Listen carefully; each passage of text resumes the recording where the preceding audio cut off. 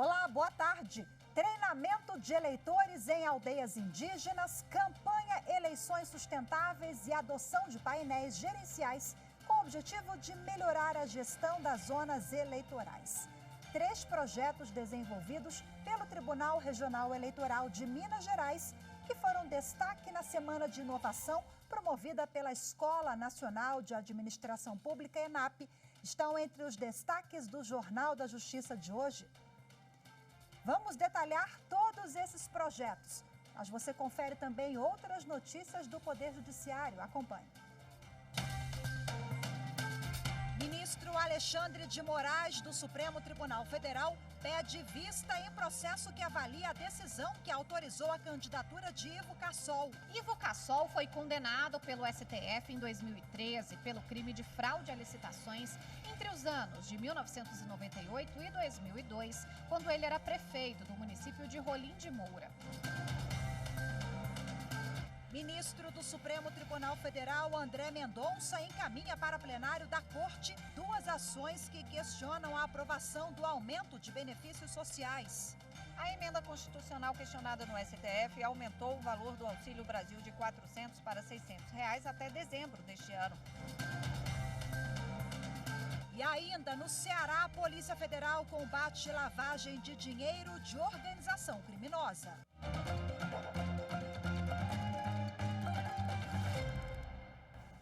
O ministro Alexandre de Moraes, do Supremo Tribunal Federal, pediu mais tempo para analisar o processo que vai decidir se o Supremo mantém ou não a elegibilidade do ex-governador de Rondônia, Ivo Cassol. O caso estava em julgamento no plenário virtual da Suprema Corte em regime de urgência e tinha a previsão de encerramento ainda nesta sexta-feira. A sessão do plenário virtual do Supremo Tribunal Federal foi convocada para decidir se o colegiado confirmaria ou não liminar do ministro Nunes Marques, que suspendeu os efeitos da condenação do ex-governador de Rondônia, possibilitando o registro dele como candidato nas próximas eleições. Ivo Cassol foi condenado pelo STF em 2013 pelo crime de fraude a licitações entre os anos de 1998 e 2002, quando ele era prefeito do município de Rolim de Moura. A condenação foi de 4 anos de detenção em regime aberto, substituída por prestação de serviços à comunidade e multa de R$200 mil. Em dezembro de 2020, a pena foi declarada extinta, mas a suspensão dos direitos políticos foi mantida. A defesa do político pedia a revisão dos efeitos da ação penal quanto à inelegibilidade de Cassol. Na semana passada, o ministro Nunes Marques, relator do caso, concedeu a liminar, permitindo a candidatura dele a governador de Rondônia, tendo em vista que o período do registro no Tribunal Superior Eleitoral acaba na próxima segunda-feira, dia 15 de agosto. Com o pedido de vista do ministro Alexandre de Moraes na análise do mérito, ainda não há nova data para o julgamento ser retomado. E ainda sobre o plenário virtual, o gabinete do ministro Alexandre de Moraes divulgou nota sobre a relação de recursos indicados para os julgamentos que começam hoje. O comunicado lista os 20 agravos relacionados a 4 inquéritos e esclarece que, diferentemente do que foi noticiado pela mídia, não estava pautado para julgamento qualquer recurso contra a decisão que determinou a análise e elaboração de relatório de material obtido a partir de determinação de quebra de sigilo telemático. O ministro do Supremo Tribunal Federal, André Mendonça, encaminhou para análise definitiva do plenário da Suprema Corte as 2 ações que questionam a aprovação da PEC, a proposta de emenda constitucional que amplia benefícios sociais até o fim deste ano. O relator das ações, o ministro André Mendonça, também deu prazo de 10 dias para que os presidentes do Senado, Rodrigo Pacheco, e da Câmara dos Deputados, Arthur Lira, apresentem informações sobre a emenda. As ações ainda não têm data para serem julgadas pela Corte. A emenda constitucional questionada no STF aumentou o valor do Auxílio Brasil de R$ 400 para R$ 600 reais até dezembro deste ano e prevê o pagamento de ajuda mensal para caminhoneiros e taxistas e de um vale-gás para famílias vulneráveis a cada 2 meses. As ações foram apresentadas pela Associação Brasileira de Imprensa e pelo Partido Novo. Eles alegam que a emenda constitucional que passou a valer este mês caracteriza desvio de finalidade, viola princípios da democracia e do direito ao voto. Isso porque o pagamento do benefício em ano eleitoral pode interferir nos resultados das urnas em outubro. Apesar disso, a associação não requer a inconstitucionalidade da norma em razão da necessidade das famílias em situação de vulnerabilidade, mas quer que a ampliação dos benefícios sociais não sejam usados em campanhas eleitorais, sob pena de ser considerado abuso de poder político. Já o Partido Novo pede a inconstitucionalidade da ampliação dos benefícios. Foi publicada no Diário Oficial da União a decisão do Supremo Tribunal Federal que confirmou a liminar do ministro Alexandre de Moraes, do Supremo Tribunal Federal, que suspendeu a eficácia de dispositivo de lei do Rio de Janeiro que previa a cobrança de imposto sobre transmissão por morte ou doação de bem localizado no exterior. O Supremo entendeu que é necessário que lei complementar federal discipline a matéria. A Justiça Federal em Roraima determinou que o dinheiro da venda da cassiterita apreendida em garimpos ilegais seja revertido para a proteção de territórios indígenas no estado. A decisão atendeu a um pedido do Ministério Público Federal. O valor da cassiterita está estimado em 25 milhões de reais. O mineral foi apreendido na terra indígena Yanomami, em Roraima. Em junho, o Ministério Público Federal acionou a Justiça com um pedido de tutela provisória da cassiterita. A preocupação é que os valores levantados com a venda do material não sejam investidos em benefício dos maiores prejudicados, os povos indígenas. A tutela concedida pela Justiça Federal em Roraima impede que a Agência Nacional de Mineração reverta o valor como receita própria, lançada no Orçamento Geral da União, já que os minerais apreendidos têm origem ilegal, com prejuízos aos povos e às terras indígenas, sendo contraditório que a União, responsável pela proteção das terras indígenas, mesmo não tendo exercido esse papel a contento, seja beneficiada pela atividade ilegal. A Justiça Federal determinou que os recursos adquiridos com o leilão da cassiterita apreendida sejam investidos na terra indígena Yanomami. A ideia é que o dinheiro não seja repassado diretamente aos indígenas, mas à FUNAI, para que esta programe, junto a órgãos da União e aos povos atingidos pela mineração ilegal, as medidas e os investimentos necessários à proteção do território. Veja a seguir, projetos do Tribunal Regional Eleitoral de Minas Gerais são destaque na Semana de Inovação, promovida pela Escola Nacional de Administração Pública. Vamos conhecer as iniciativas no próximo bloco, voltamos já. A TV Justiça sempre foi, para mim, uma grande fonte de conhecimento. E, nesse ponto, eu desejo vida longa à TV Justiça e que continue propagando informação a todos os brasileiros.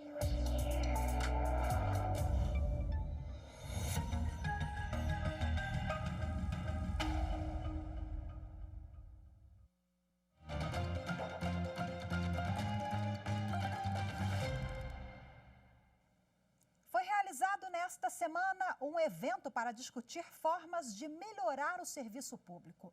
Essa foi a 8ª edição da Semana da Inovação, promovida pela Escola Nacional de Administração Pública.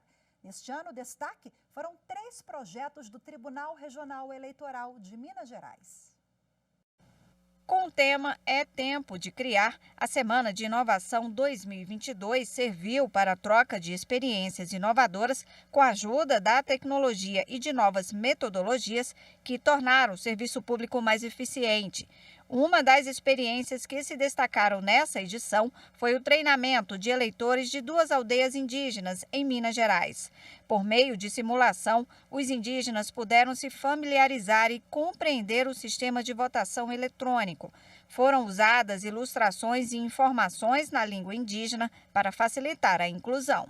Outro projeto do Tribunal Regional Eleitoral de Minas Gerais que se destacou foi a campanha Eleições Sustentáveis, aplicada nos pleitos de 2018 e 2020 no estado. O projeto incentiva a destinação correta da sobra de material de campanha eleitoral para reciclagem. Em 2018, foram destinadas 11 toneladas de material para cooperativas. No pleito de 2020, foram 28 toneladas. Este ano, a campanha Eleições Sustentáveis também será aplicada. O TRE de Minas se destacou ainda com os painéis gerenciais que permitem a análise de dados relevantes para melhorar a gestão das zonas eleitorais. A Semana de Inovação 2022 foi organizada pela Escola Nacional de Administração Pública, Tribunal de Contas da União, Ministério da Economia e pela Faculdade Latino-Americana de Ciências Sociais. Bom, agora para a gente conhecer um pouco mais sobre os projetos e conversar sobre as iniciativas inovadoras, eu recebo ao vivo, de forma remota, converso com a chefe da Seção de Gestão Sustentável e Inovação do Tribunal Regional Eleitoral de Minas Gerais, Karina Bedran. Olá, Karina, boa tarde para você. Seja muito bem-vinda. Eu não estou com o áudio da senhora, vou pedir para a minha equipe deixar operacional aqui. A gente vai fazer só um ajuste. Não estou ouvindo a doutora Karina. Vamos tentar mais uma vez. Doutora Karina, me escuta? Eu acho que a doutora Karina acenou que me escuta, mas eu não estou ouvindo aqui no estúdio. Vamos tentar mais um pouquinho, equipe? Vamos tentar mais uma vez? Bom, a doutora Karina está fazendo os últimos ajustes ali. Ela vai falar para a gente sobre essas iniciativas inovadoras ao longo da semana, conforme exibimos na reportagem. Mas vamos fazer o seguinte, vamos partir para o intervalo rapidinho. A doutora Karina vai tentando ajustar a nossa equipe também. A gente vai para o intervalo rápido. Daqui a pouco voltamos com a entrevista e outras notícias do Poder Judiciário. Até já.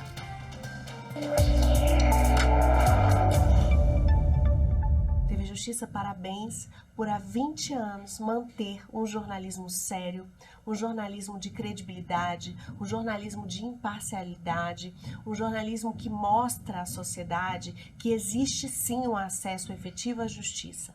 Eu já aprendi muito e ainda continuo aprendendo aqui com vocês e também já tive a oportunidade de ensinar bastante. Muito obrigada mais uma vez e parabéns.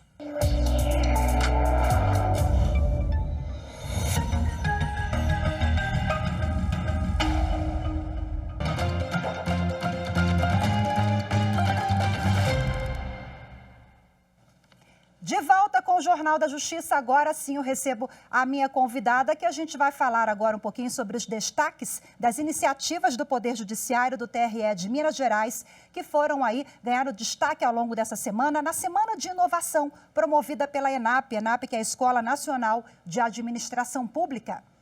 De volta agora sim, operacional com Karina Bedran, lá do TRE de Minas Gerais. Bem-vinda mais uma vez. Agora sim, boa tarde para a senhora. Obrigada, Rafaela. Boa tarde a todos.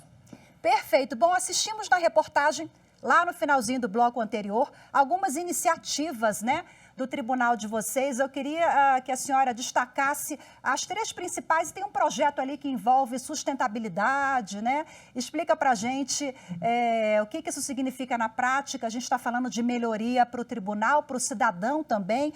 Impacta em todos os envolvidos?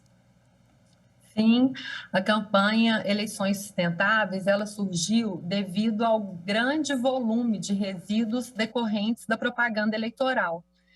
E só para se ter uma ideia, em 2012 foi feita uma pesquisa pelo juiz-presidente do TSE e na época verificou que foi declarado com gastos de propaganda eleitoral 2 bilhões de reais, sendo que 800 milhões foi para a produção de panfletos. Então, é gerado uma grande quantidade de resíduo. Com esse valor, daria para produzir 40 milhões de livros escolares de 50 páginas e que, se empilhados, possibilitaria 143 voltas em torno do planeta Terra. Então, assim, é muito importante a conscientização sobre essa questão ambiental, e os tribunais, eles também têm que ser, eles são também responsáveis também por poder auxiliar em relação a isso. Então, no caso, a campanha foi criada em 2018 orientando os candidatos, os partidos políticos a destinarem as sobras desses materiais de propaganda eleitoral para as cooperativas de materiais recicláveis em todo o estado de Minas Gerais. E como é que vem sendo a adesão? Os partidos, as pessoas envolvidas já conseguiram alcançar essa consciência ambiental sustentável? Sim, tem melhorado muito. Em 2018 foram coletados, né, foram recebidas pelas associações cooperativas cerca de 11 toneladas de restos, né, de propaganda, de sobras de propaganda eleitoral que não foram utilizadas, e no ano das eleições de 2020 foram destinadas 28 toneladas. Então, esse valor, nós vemos que já está melhorando, né? Parece assim, que os partidos já estão se conscientizando mais sobre essa importância. Bom, vamos falar agora sobre a importância dos painéis gerenciais, onde vocês fazem ali a compilação de dados. Como é que funciona esses painéis? Como eles funcionam? Sim, no caso, o tribunal, esses painéis, eles criam consultas automatizadas dentro dos sistemas. Então, assim, para algum tipo de atendimento ou algum procedimento, por exemplo, atendimento ao eleitor, procedimentos cartorários, e através dessas consultas automatizadas, os dados são coletados e enviados para o sistema de Power BI, né, que é o painel gerencial, e através desses formulários, desses gráficos, é feita a construção, a compilação desses dados para eles serem disponibilizados visualmente nesses painéis.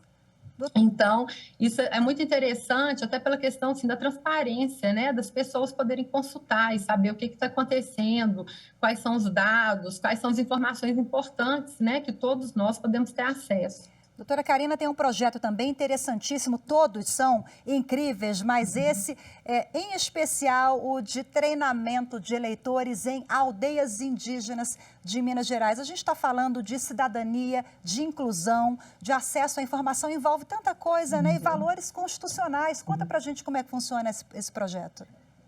Sim, é porque é o seguinte, alguns tribunais, né, já fazem a questão da conscientização eleitoral, né, em aldeias indígenas, e também tem treinamento de eleitores com as urnas.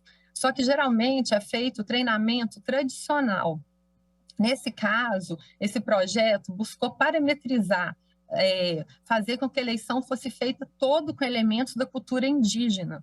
Então, foi possível chegar até eles, né? Eles se sentiram assim, incluídos, né, no processo eleitoral, eles ficaram muito interessados, entenderam como é a questão da eleição, os cargos, como é o fluxo da votação. Então, agora, essa que foi a diferença. Então, foi assim, uma coisa inédita, né, que não existia, buscando incluir, né, os outros povos, as outras etnias. Ok, doutora Karina, o tempo infelizmente é curto, a gente teria outros projetos, outras questões para abordar. Eu quero, em primeiro lugar, agradecer a sua participação e parabenizar também a iniciativa de vocês, viu? Parabéns, sucesso aí na empreitada. Muito obrigada. E muito obrigada pela participação. Obrigada, eu que agradeço. Tchau, tchau, doutora, obrigada. Tchau. A Polícia Federal realiza na manhã de hoje a Operação Espelho Branco 2 no Ceará. A ação tem o objetivo de desarticular um esquema criminoso de lavagem de dinheiro decorrente do tráfico de drogas e outros crimes. 60 policiais federais cumprem 9 mandados de busca e apreensão, 6 mandados de prisão temporária e mandados de sequestro de bens e valores expedidos pela Justiça Federal em domicílios investigados no interior do estado do Ceará, na cidade de São Paulo e em Maceió, no estado de Alagoas. As buscas têm como objetivo apreender documentos e mídias para individualizar a atuação dos suspeitos, identificar a participação de terceiros e fazer o levantamento e apreensão de valores e patrimônio ilícito. A primeira fase da operação foi deflagrada em novembro do ano passado com a prisão da liderança da facção criminosa. De acordo com a PF, na segunda fase, as investigações apontaram que havia uma teia criminosa com a atuação dos investigados para ocultar a origem ilícita de recursos por meio de transações comerciais com valores expressivos, uso de documentos falsos e investimentos em empresas suspeitas. Os investigados poderão responder por lavagem de dinheiro, organização criminosa e tráfico de drogas, com penas de até 40 anos de prisão. A segunda turma do Superior Tribunal de Justiça decidiu que sindicato de servidores não pode entrar com mandado de segurança coletivo em favor de aprovados em concurso. Por unanimidade, os ministros decidiram que os sindicatos e as associações de servidores não possuem legitimidade para impetrar mandado de segurança coletivo na defesa de direitos de candidatos aprovados em concurso público. No caso julgado, a Associação dos Servidores do Ministério Público da Paraíba e o Sindicato dos Servidores do Ministério Público do Estado ajuizaram mandado de segurança coletivo para estender o prazo de validade de um concurso depois que uma liminar suspendeu por 180 dias a nomeação dos candidatos aprovados. O Tribunal de Justiça da Paraíba denegou a segurança por entender que a suspensão temporária, determinada pela liminar, teve a finalidade de alinhar as nomeações, obedecendo à proporção e à alternância entre as listas de ampla concorrência e de pessoas com deficiência. Além disso, para o tribunal, a suspensão não teria impedido o preenchimento das vagas inicialmente oferecidas no edital, nem das que surgiram durante o prazo de validade do certame, não havendo assim qualquer prejuízo aos candidatos. Ao analisar o caso no STJ, o relator, ministro Mauro Campbell Marques, observou que o sindicato e a associação são constituídos para a defesa dos interesses dos servidores do Ministério Público paraibano. Mas como os candidatos aprovados ainda não integram o quadro funcional do órgão, não estão sujeitos à proteção das entidades.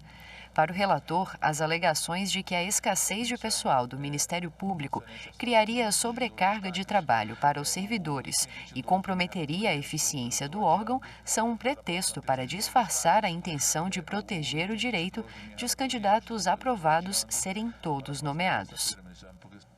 O Tribunal Superior do Trabalho homenageou nesta quinta-feira personalidades e uma instituição com a entrega da tradicional Comenda da Ordem do Mérito Judiciário do Trabalho. Uma premiação tradicional. É assim desde a década de 1970. A comenda é um símbolo do reconhecimento de personalidades ou instituições civis e militares, nacionais ou estrangeiras, pelo trabalho prestado à sociedade. As indicações são feitas pelo Conselho da Ordem do Mérito Judiciário do Trabalho. O presidente do TST, ministro Emanuel Pereira, destacou o perfil dos homenageados. Todos contribuíram de algum modo para a Justiça do Trabalho ou a outra área do Poder Judiciário, do Ministério Público ou da Advocacia. Todos aqueles que se irmanam à Justiça do Trabalho, aos objetivos da justiça social, para nós é gratificante a cada dia nós vermos a Justiça do Trabalho mais solidificada no coração e na mente do povo brasileiro. Este ano, 59 personalidades e uma instituição foram agraciadas em 5 categorias: Grão Colar, Gran Cruz, Grande Oficial, Comendador e Oficial. Entre as personalidades, a reitora da Universidade de Brasília, Márcia Abraão Moura, o presidente do Conselho Federal da Ordem dos Advogados do Brasil, José Alberto Simonetti. A advocacia receber através do seu presidente uma condecoração é justamente um momento de muita alegria, muito regozijo, e é com quem divido. É com quase 1.300.000 advogados que eu divido hoje essa condecoração que me é otorgada pelo Tribunal Superior do Trabalho. Na categoria Instituição, a Universidade Federal do Rio Grande do Norte foi homenageada pela parceria com o TST na área de Tecnologia da Informação, por contribuir com a inovação na justiça trabalhista. Para nós é um motivo de grande satisfação pelo trabalho que nós vemos fazendo na universidade, extrapolando os seus muros, né, indo além fronteiras do próprio campus universitário, nesse intercâmbio com os vários segmentos organizados da sociedade, em particular com a Justiça do Trabalho. Eu hoje me despeço de vocês, muito obrigada pela companhia, ótimo fim de semana, temos um encontro marcado na segunda-feira, eu te espero até lá. Tchau, tchau.